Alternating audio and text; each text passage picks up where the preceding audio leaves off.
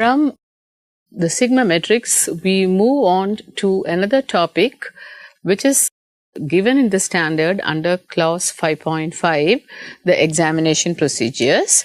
If you look at 5.5.1.4, you see the heading measurement uncertainty of measured quantity values. So that is what we are going to talk about, uncertainty of measurement. So what is uncertainty of measurement? It's something that makes you doubt your own value? No, that's not what uncertainty of measurement is about. It is an assertion of the confidence. 3% uncertainty translates as 97% confidence. So let's examine the ISO in detail. 5.5.1.4 says there are a few things that I have circled here. The laboratory shall determine the measurement uncertainty for each measurement procedure, important. In the examination phase, important. Used to report measured quantity values of patient samples. Laboratory shall define the performance requirements for the measurement uncertainty of each measurement procedure and regularly review, another important aspect. And then in the note says relevant uncertainty components are those associated with actual measurement process commencing at the presentation of the sample to the measurement procedure with the ending of the output of the measured value. And the note 2 says measurement uncertainties may be calculated using quantity values obtained by the measurement of quality control materials under intermediate precision conditions that include many routine changes as reasonably possible in the standard operation of a measurement procedure, example changes in reagent and calibrator batches, different operators, scheduled instrument maintenance, etc. Note 3. Examples of practical utility of the measurement uncertainty estimates might include confirmation that patient's values meet quality goals set by the laboratory and meaningful comparison of the patient's value with previous value of the same type or with clinical decision value. So there are multiple components that ISO is talking about it. You're first saying we should understand the note, and while we are going through the presentation, you'll understand these components, but ISO itself is stating that there are multiple components of uncertainty in a measurement. But however, what we are required to do is estimate the uncertainty in the examination phase and also review these estimates. And also ISO is giving you the option of evaluating your uncertainty through quality control materials using intermediate precision conditions. So we'll see each of these in detail.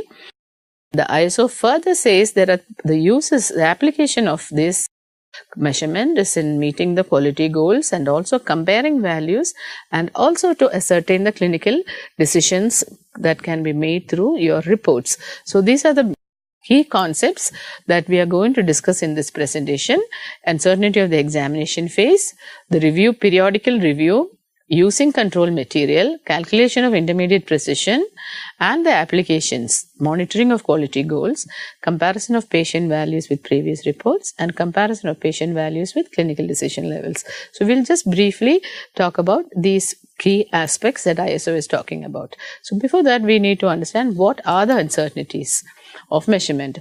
Uncertainties start even before you take the sample. We already talked about the biological variation. There is an uncertainty even before the sample is collected. There is a intra-individual variation.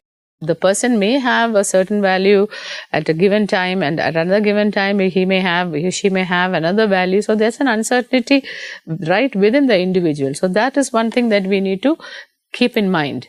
And then you add all your pre-analytical. So what we talked about, biological variations, there are pre-analytical variabilities, there are analytical variabilities, post-analytical variabilities. When we put everything together, there's a lot of uncertainty, and that entire uncertainty also has a certain limit. You cannot have this unacceptable kind of uncertainty in your report. So if you're looking at this graph, you assume this is a biological variation possible, and then there is a further variations because of analytical variations. So pre-analytical, analytical variation. So your Gaussian is widening because your dispersion is widening with each component. So while you're taking sample and you're analyzing a sample with all these uncertainties included, it is very possible your report could be here, and it's very possible your report could be here also, because all of these uncertainties have to be accounted into this entire process. So there is a Gaussian within that possibilities of reports that you are releasing. So if, say, for instance, your report said 100 mg per dl of glucose and your uncertainty is maybe 5, whatever will come to that point, your uncertainty of 5, that means your report could be anywhere between 95 to 105. 95 could be here, 105 could be here.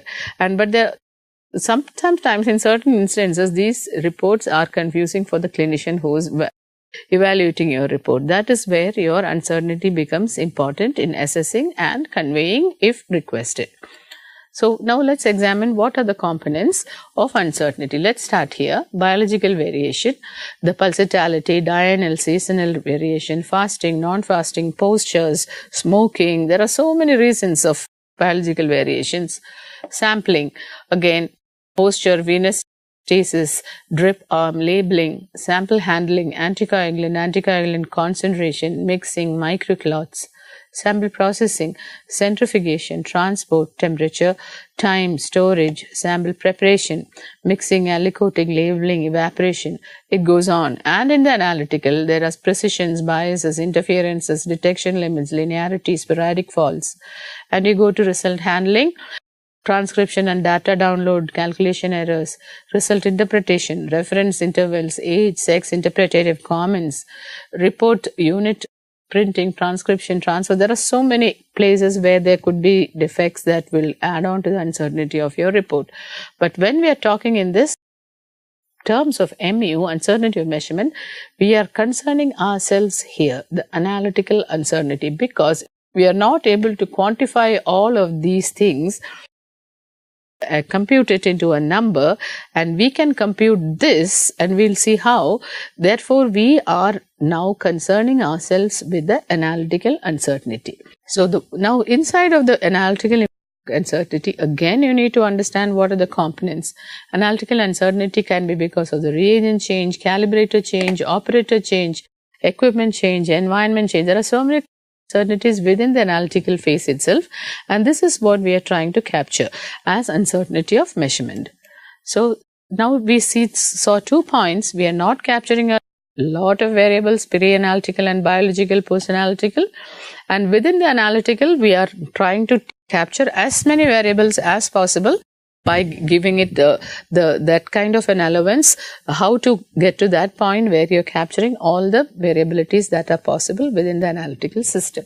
So once again, the same point, calibration, samples, reagents, pipette, imprecision, standard curve, where the calibration is concerned, sample, pipette, again imprecision of pipette, evaporation of sample, lot-to-lot variation of reagents, mixing, water quality, with the analyst, whether it's a new person or an experienced person, environment, temperature, atmosphere pressure, analyzer, maintenance of the analyzer, cleaning, product detector, spectrophotometers, calibration, scintillation counter. There are so many variables that can get into your analytical phase that will affect your results. And so why does MU matter in the laboratory? We have already talked about it in brief. So let's see it once again. Clinicians compare most measurement results with reference values and with previous results. Both are there. Both are equally important. Your biological reference values are there and it will highlight if it's high or low and all that.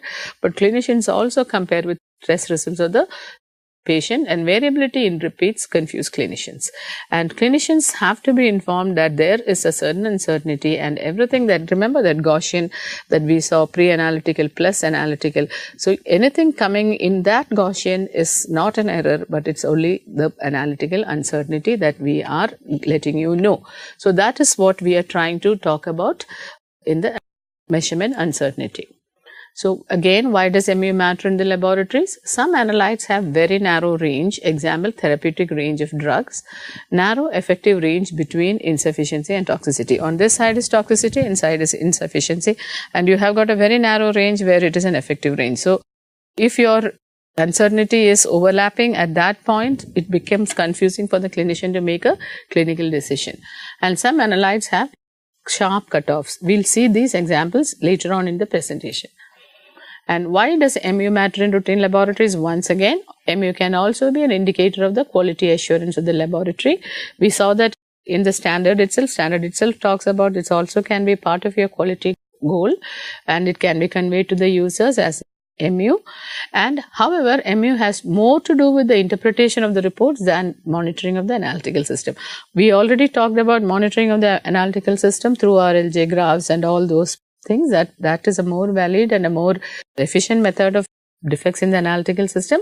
MU has more to do with the reporting of the results. However, it also is a parameter that can be employed in your quality assurance. How can you measure uncertainty? We have come to one decision. We are going to measure only the analytical phase. And now how will you compute that and make it into a number which can be compared?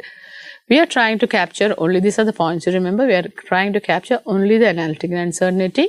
How can you measure the uncertainty of a result of an analyte, say glucose? I am measuring the glucose value of a XYZ person. If the dispersion of the glucose could be repeatedly analyzed over a period of time, say over a 20-day period, the standard deviation could indicate the degree of uncertainty. Yes, I probably will be able to capture the whole analytical uncertainty if I am going to do the same sample for 20 times over a period of 20 days. But is that possible? It's not possible. Since it's not practical to do that, how else can one conclude the degree of uncertainty? That's a question. And you have to remember what is a material in the laboratory that you used in the lab for repeated examination. It is quality control. So you use your quality control. If you remember what the standard said, the standard says the measurement of quality control material under intermediate precision conditions is what you can use for measuring your uncertainty. So you are now talking about your quality control material, and so you take the quality control material and look at the degree of dispersion, that is the standard deviation of, say, glucose, since we are talking about glucose here, at the corresponding level. So that will reflect the uncertainty of measurement of your analyte that you just measured. The data from the internal quality control, which we monitor for the analytical phase, reflects the degree of uncertainty, and this number can be informed to the clinician.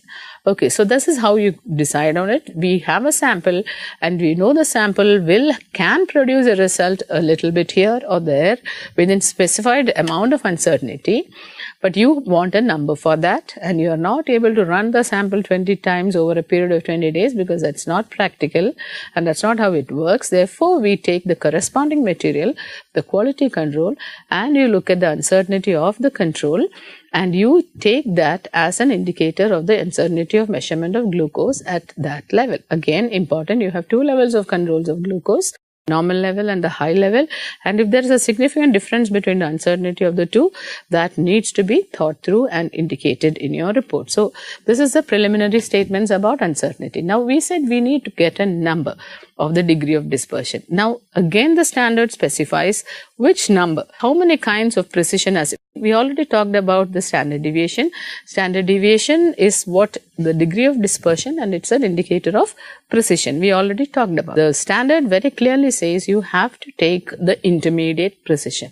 So once again we are going back to the kinds of precision that are available. There are three concepts in precision: repeatability, intermediate precision, and reproducibility. Let's see each one of these. First we'll see repeatability. Repeatability is the precision when we are using the same operator, same measuring system, same operating condition, same location over a very short period of time. You take one sample or a one QC sample, one after the other, maybe for 20 times. It's all done over a very short period of time, and then you look for the degree of dispersion. Certainly there will be dispersion there, and you can measure it in standard deviation, and this is what we also call within run, intra-serial, intra-run, the many precision condition. This is a precision that can be measured because that also will give you a dispersion and an idea of dispersion. That is one way of finding your precision. The second way of finding your precision is called reproducibility. Reproducibility is the precision when the test results are obtained with the same method but by different operators, using different equipment, in different laboratories, on different days. Reproducibility is also expressed in terms of standard deviation because it's again a measure of precision, but it will be considerably larger than the deviations than what we saw in repeatability. Other synonyms for reproducibility between laboratories, interlaboratory, among laboratories are the synonyms that you use for reproducibility. Intermediate precision implies that it is something in between the two, repeatability on one side, reproducibility on the other side. Repeatability, it captures more variables than the repeatability, but not as much as the reproducibility. So how do we get to the intermediate precision? One laboratory with changes of reagent, changes of calibrator lots, changes of operators, changes in the operating conditions, and all acceptable laboratory variables will be captured if at least 100 measurements are included. So to get that 100 measurements, anyway, it's not possible to use a sample for that. Therefore, again, we go back to the concept the standard is telling you, use your quality control. Using your quality control in your laboratory over a certain period, 100 readings means at least 3 months time you have to give to get that 100 readings, and there are other recommendations. We'll come to that shortly. And then this uncertainty of measurement, this kind of intermediate precision and the standard deviation that you get from your intermediate precision measurements, which is your laboratory quality control CV over a period of 3 to 6 months, that CV or SD over a period of 3 to 6 months to be taken as your uncertainty of measurement. So the uncertainty of measurement, or MU, uses intermediate precision as the basis for its calculations. I hope that concept is clear. Why you want to know the MU and how you will come to that number. So we understood MU is mostly for the reporting purposes, also for your quality assurance of your laboratory, and that how you get the MU is that you are only looking at the analytical variables. You are not thinking about the biological or pre-analytical, post-analytical variables. We are just looking at the analytical variables, and we have understood that analytical variables can be captured through quality controls. And quality controls, again, there are multiple ways in which you can get your precision numbers for quality controls by repeatability, reproducibility, and intermediate precision. And what we have chosen here is intermediate precision. This slide here is showing the degree of dispersion that may be happening in repeatability, reproducibility. Intermediate precision is between the two. And now we are coming to the next step, estimating the mathematical models to estimate MU. Two estimates of MU are used. One is combined MU and expanded MU. And what are these terms? So now what are the meanings of these terms and why these terms are what we have to understand. Ideally, MU should capture the elements of all elements of uncertainty. We already discussed that. In practice, MU is concerned only with the analytical uncertainty. Biological, pre and post-analytical uncertainties are not included. We are only concerning ourselves with the analytical uncertainty. Further, within the analytical uncertainty itself, those arising from systematic effects that contribute to error are not included. Only standard deviation is considered. Now, I want you to recap what we have been talking about in the earlier videos. We talked about systematic and random errors, but when you're taking only SD, that is only accounting for your imprecision, and you have done away with your systematic errors. And we'll see why it is so. The calculation of MU assumes that biases cannot be estimated correctly and hence not considered in the estimate of MU. So MU is disregarding the fact that the biases can actually be computed effectively. We also talked about it, that it's when you're talking about even the best estimate of, as in the peer group, it's still only an estimate. It's not an absolute fact. In this calculation of MU, disregarding that concept of bias here, and you're just taking the SD, standard deviation, and to circumvent all these points that you are not including in your concept of MU, uncertainty of measurement result is usually evaluated using a mathematical model called a coverage factor or a K factor. So you have to sort of compensate for whatever you have not considered. You have not considered a lot of things in the uncertainty concept. I mean, considered the variables in the system like biological, pre-analytical. We have not considered within the analytical system itself, we have not considered bias.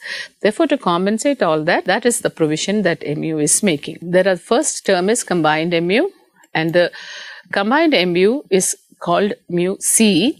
Most measurement procedures of MU simply the intermediate precision assessed using the QC, usually expressed as 1 standard deviation or CV%. Why is it called combined? All acceptable laboratory variables, intermediate precision, will be captured in at least 100 measurements, and that are included. All these are combined and reflected in such an SD. That is one kind of a compensation the MU is making. Instead of just saying, let's have 20 days run and let's call it MU. MU is accounting for a lot of variables and giving a longer period of time to capture that variability, and you're calling it combined uncertainty. And the second term used is expanded MU. To have 95% of the possible values covered, expanded uncertainty used with a coverage factor of 2, or 2 into your MU or mu C, which is 2 into your SD is equal to your expanded MU. 2 into your CV also, it's either the SD or the CV. That can also be, both these things will account for your expanded MU. Let's see why the expanded MU. There are multiple coverage factors available. If you use one coverage factor, which is your combined uncertainty, you will take only 68%. Remember the Gaussian from before, the percentages. If you take only one, use the MU as such, you are only accounting for 68% of the uncertainties. And if you are using 2, you are taking 95.45%. And if you are using more, so there are multiple ways in which you can calculate. But for practical purposes, this is the thing. If you are taking only one SD, you are only accounting for 68%. If you are taking the SD and multiplying it by 2, that means you are accounting for 95% of the uncertainty. So that is the final accepted procedure, is to take your intermediate precision, that is 100 runs minimum, and you apply the coverage factor of 2, and that becomes your MU. So expanded MU again should be done at all the clinical decision levels. If several levels of QC are used, the MU should be calculated for each. Judgment should be made as to whether they are sufficiently different to warrant their use with patient results. Suppose level 1 MU is very low, level 2 MU is high, then that also needs to be accounted for. These concepts of MU, while you are even applying for NABL accreditation, these are also part of your application process. NABL 112 also has some recommendations regarding MU. It is recommended that a minimum of 6 months internal QC data. Though I said 100 values, that probably you can start with the 100 values, but eventually you include 6 months. 6 months means it is 180 days. So NABL 112 says it's recommended that a minimum of 6 months of internal QC data should be used to calculate routine imprecision, and this needs to be updated annually. It's not a static number, it's a dynamic number. Your analytical systems may change, therefore your uncertainty will change. So therefore this should be updated annually. And for non-quantitative tests, the laboratory shall insist the factors which could contribute to uncertainty of the results.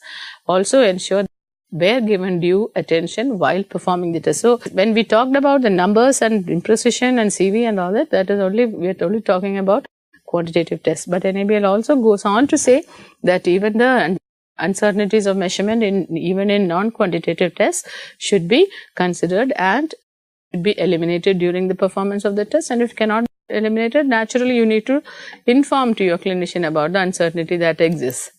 So now we said we'll go through some examples of your MU. So one of the examples we talked about is therapeutic drug monitoring. So I just put a dummy example here.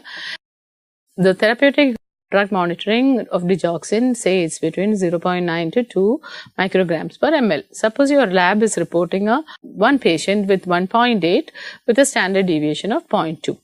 So does the clinician need to know this? And does the clinician have to cut the dose? Because does the clinician need to know the uncertainty? That's the question. So if you put your standard deviation of 0.2 will become uncertainty of 0.4 because it's your coverage factor. So your 1.8 can be anywhere between 1.4 to 2.2. So it is possibly going into the toxic range. We don't know. So maybe is it a requirement that your clinician should be informed that maybe though I'm saying 1.8, it could have a certain amount of variability. the patient should monitor himself or herself for toxicity. Maybe if you let that information go to the clinician, it can help the patient. So that is the final use of all these things, that the patient is sufficiently informed about what your reports mean. Let's look at another example. ADA cutoff for gestational diabetes is fasting blood sugar of 92. Suppose you give your report of 90 and your CV is 3, that means your uncertainty is 6. So 6% of 90 will be 84.6 to 95.2. So this patient could be gestational diabetes, could be positive. But then if you give a 90, obstetrician will not take cognizance of it. So would you want this number to be made known to the obstetrician? So these are the questions that this concept of MU raises, whether you should allow your clinicians to know about the concepts that you have in your laboratory. And there are some examples, the comparison of previous results. So initially we saw the 2 examples of clinical decision levels, and now we are looking at the comparison of these are the things that clinicians need to know. That's said in the standard also as note 3, that it is for comparison of results as well as in clinical decisions. So we are talking about a comparison of previous results. So assume this is a patient with chronic liver disorder. What are you conveying to the patient? Is the patient responding to treatment or worsening, or is it a status quo? So let's look at all these numbers. Serum bilirubin 3.8, 2.9, 2.7, 3.4, and the range is 0.2 to 2. So all these numbers are going back forth. So what is this clinician required to understand? Is the patient improving, or a clinician may make his own interpretation? At this point, the clinician may be very happy it is dropped considerably.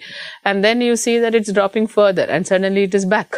So is it like the patient is worsening suddenly after being okay for a few months? In the 7th month, is the patient worsening? And then if you look at the other numbers, that they don't really tally. Some of them are coming down from up and down. So there is an up and down, and it's a little confusing. So if you look at a combination of reports from previous reports, it could be a little confusing for the clinician and the patient. So if they know that this is all part of that Gaussian, which is the uncertainty of measurement, the patient will know, well, there's not much of an improvement, or nor am I worsening. So that is something that you can convey effectively to your clinicians and your patients if this is made known. So that brings us to the question, should MU routinely be reported to clinician? It's not required on the reports. That is what guideline, but it should be available if requested, and clinicians should be made aware of this concept, so that they, instead of doubting the lab to say that, oh, this lab is giving reports that are not tallying and it doesn't make sense because it's going up and down and there's no meaning. So they just say your reports are not meaningful, but that's not your fault, because it is a certain amount of uncertainty is inherently part of your analytical systems. So that is what you are trying to convey through the concept of measurement uncertainty. So just to recap, these 5 points that we have talked about from the standard, uncertainty is just of the examination phase. It has to be reviewed periodically. You can do it using the control material. I hope these concepts are clear now. And through the intermediate precision numbers and applications are quality monitoring, and comparison of patient values with the previous reports, and comparison of patient values with clinical decision levels. So these are the major concepts the standard is bringing out, and so these are the concepts that I have explained in this video, and I hope this concept is now clear. Thank you.